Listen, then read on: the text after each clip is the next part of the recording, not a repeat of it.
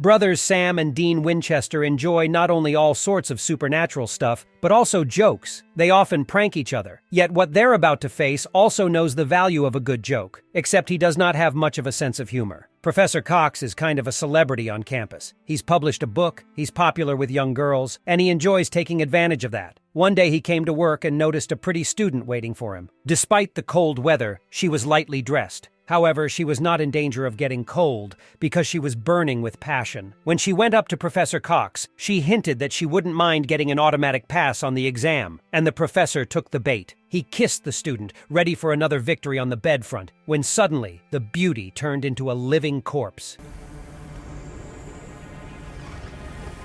The local janitor had just finished mopping the floors, closed the building, and went outside when Professor Cox collapsed on the stairs right behind him. He had jumped out the window, or maybe someone had helped him jump out of it. Either way, the professor was a goner. A week after this event, Dean and Sam were arguing in their hotel room. A lot of unpleasant things had happened during that week that had caused them to quarrel. Even now, they continued to attack each other. The situation was saved by Bobby arriving just in time. They purposely called him because they couldn't deal with the mysterious occurrences on campus themselves. The Winchesters' investigation began with an obituary, according to which a professor had accidentally fallen from the 4th floor. They got interested in this obituary, and when they started digging, they found out that there was a legend about a ghost living in the building. To find out more, the brothers pretended to be journalists and headed to the bar where the students hung out. Sam talked to Curtis and his classmate, who told him there was a local legend that 30 years ago, a female student had an affair with a professor, but he dumped her, and the girl jumped out the window and plunged to death. The ill-fated student jumped from office number 669, and since then, her ghost wandered around the building, and whoever met it was silenced forever. Curtis was skeptical of the story. He was sure the professor just lost his nerve and killed himself. If Sam's version is to be believed,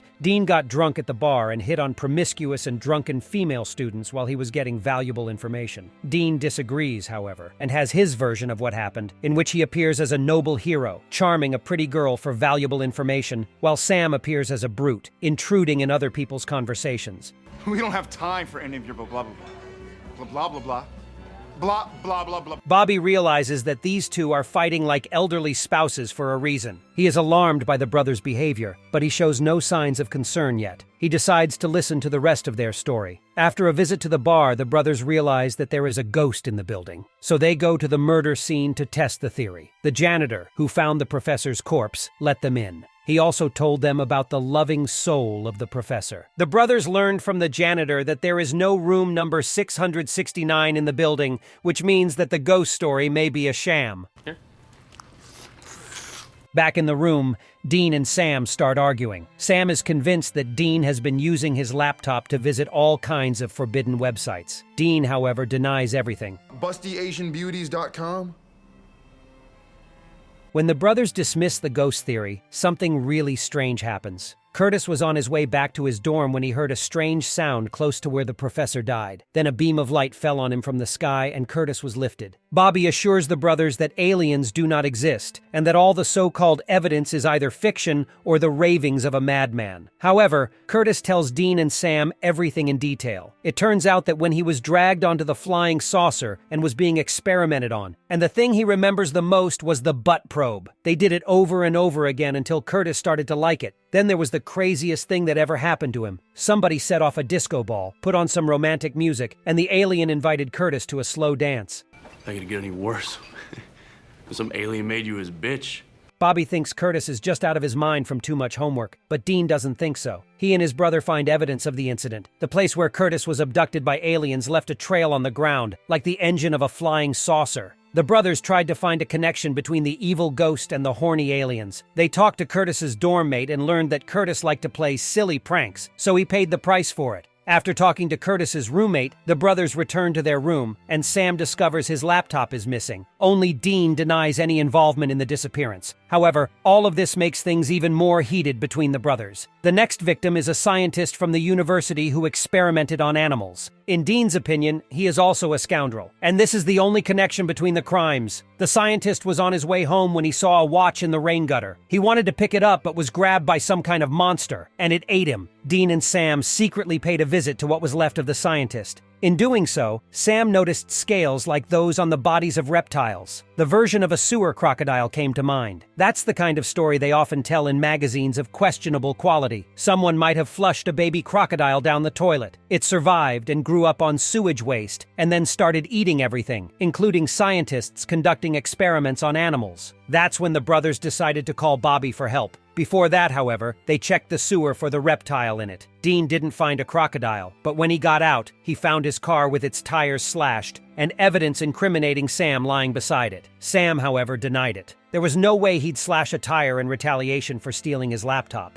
Listening to their story, Bobby knew what was going on. It dawned on him that the two of them were being tricked. They'd been set up against each other on purpose, so they wouldn't know who was running the whole ghost, alien, and mutant crocodile thing. It was the trickster who was to blame. It is a type of demigod that is present in almost all mythologies. In the Scandinavian, the trickster is Loki, who has been plaguing the Avengers for a long time, until he got a game over from Thanos and a series of his own. Tricksters can create objects indistinguishable from the real ones. On most occasions, they take on human form to be in the thick of things and enjoy the spectacle. The brothers quickly realized that the janitor from the campus was around for every crime, and he got his ideas for his pranks from the same third-rate magazines that usually tell about crocodiles and alien abductions. Aside from all sorts of mischief, the tricksters have a sweet tooth, and the local Loki the janitor proves it by eating yummy treats at his house. In doing so, he materializes a couple of sexy chicks, so he can have a little smooch after devouring the cakes, too.